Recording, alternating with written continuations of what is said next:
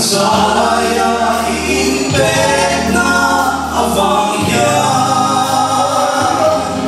Longtugang silu telalpa Imaakan logune Zay na akha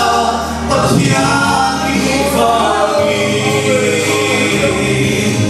Longtugang silu telalpa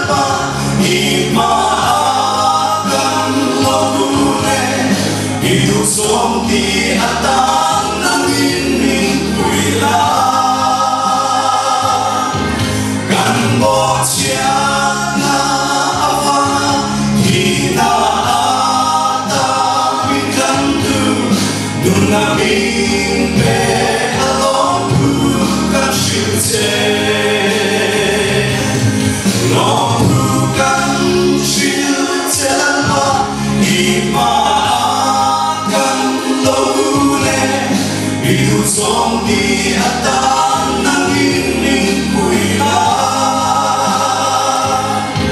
Kan bocah na apa Hina ata